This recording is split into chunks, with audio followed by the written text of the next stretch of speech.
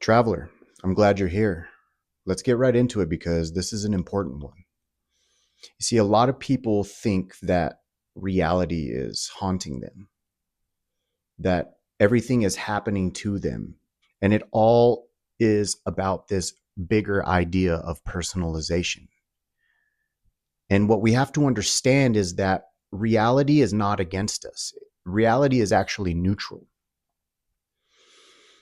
What you're noticing when you see people say something or do something that offends you or hurts you or causes you pain, what you're seeing is not their behavior towards you. It has nothing to do with you necessarily, and has everything to do with them. And what I mean by this is that this is the matrix that everyone talks about. This is the illusion that the world is, somehow plotting on us. This person who cuts in front of us in traffic, when the lights shut down, when the power goes out, when the water turns off, when your phone dies or falls and cracks, like anything even small. This is all somehow translated that the universe is punishing us. It's doing something to us. And why is it doing that? And this is, again, the illusion, right? Things are just happening. The universe is neutral. But when we're dealing with people, what we're seeing is not them being manipulative or strategic in attacking us. And don't get me wrong, there are those people. But for the most part, most people are just running on unconscious loops. They're running on programs embedded into them since childhood, during the times where they were traumatized and learned how to survive in the world. This is their conditioning. This is how they were raised to be. And it's been done for so long and embedded in their system for so long that the same loop is always going to run. And once you become still, and once you become centered and grounded and raise your awareness and really learn to regulate your nervous system, you become this like center point in you become this calm in the storm, right? This chaos all around you, and you can see it. You can see it for what it is. And you can see that none of this has anything to do with you. And when you can do that, you can untether from the matrix. You can stop giving it your energy, And I don't want you to depersonalize depersonalize life. I don't want you to see everything as like computer code and everybody's just a robot walking around, because that's not true. We are all human. We all have emotions and we deserve empathy and compassion, right? But on that level, on that surface level of these behaviors that we find indignant in others, you just got to understand it. And especially if you've been around anybody for long periods of time, and you have cultivated some awareness, you start to understand the pattern. You see it, looping and looping and looping. You think it's going to pass and it doesn't. You're hoping this person is going to change so that you feel better, and they never do. They just keep doing the same thing over and over, and it can be maddening.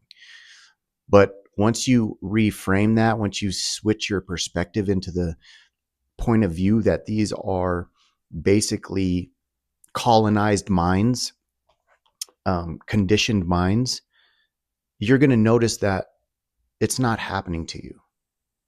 It's them happening. It's them dealing and coping with their circumstances. And sometimes they don't even know that unconsciously you either trigger them in some way or you threaten them in some way. They may secretly envy you in some way. They may look at you and say, that is a weak person and I don't like weakness. Because that's another thing, is like, people who don't like weakness, they try to stamp it out in others and also in themselves. They see a weakness. It's called projection, right? They see a weakness and they dislike it, so they'll attack you for it. And it's really just them attacking themselves for what they see in themselves. And this is how we create shadows. This is how we create our dark side, by attacking parts of ourselves that we see mirrored back to us in reality. And then it gets pushed away somewhere, and then it emerges in some destructive way in the future. You know what I mean? You have people who are, I kind of relate it to like fight, flight, freeze, or fawn, right? You have people who typically will jump into flight mode when stress happens or a trigger happens. People who shrink or cower to the situation. And people tend to stay like that, or they get in this really low state of consciousness. They kind of revert back to the age where all this trauma happened and they act from that age. And these people will typically over explain themselves. They don't like to be misunderstood, so they try to correct your, perception of them.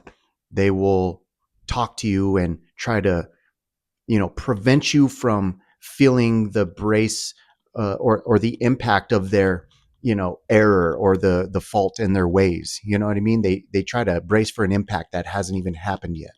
And these are kind of like people who have low self-worth. They're not really confident. They lost their sense of self along the way. They have it sometimes, but as soon as it gets pushed or there's a trigger, it kind of reverts back to this way of being. And then you have people who maybe don't really want to show weakness, or they don't realize that there's some kind of accountability that they're not taking. And the way that they come off is like this arrogant bravado type person, the type of guy or woman that thinks loudness is strength, that being the center of attention shows their worth. And that type of person is, that's more of a fight response than a flight response, because they're trying to be assertive on the situation, they're trying to be aggressive on the situation so that they can control their narrative. And that's, again, these are all things that we have to see and understand, that these are their programming and it has nothing to do with us. Their behavior has nothing to do with our self-worth. So once we see it as neutral, we understand that these people are simply just trying to survive in a world that is pretty scary, or it was when they were children, and they just kind of looped these behaviors throughout their life. And then finally it's kind of refined itself into like their way of being. Like they've done it for so long that it just sticks. And this is why cultivating awareness and cultivating groundedness is so, so, so important, because you stop being swayed by people. You stop giving into people's frames. You don't match their energy so that they, feel more comfortable. You stay in your own alignment and you stay in your true self. And this is where all the magic happens, because we stop bending and contorting ourselves to get the approval of others. You know what I mean? And we stop running our own unconscious programs on others and in the world, and just keep perpetuating this low state of consciousness. And I think this is one of the reasons that when people become more conscious, their consciousness rises and their awareness gets, like this HD effect. You have like a little bit more clarity on situations. Once this happens, you hear a lot of people saying, I don't like being around people anymore. I don't like being in crowds. I don't like having mundane conversations about football and politics and the news and celebrities and just bullshit, right? It's like they don't like talking to people who just have all of these like Google facts stored in their body, and they're ready to just regurgitate all of their knowledge onto you to, I don't know, somehow prove how smart they are. I don't know. I'm not really reading too much into it, but this is the sense that I got. And this is the sense that I hear a lot of other people talk about, is like, I don't want to be around these people. And it's a smart move. Like it's true. It's a stage of growth for sure.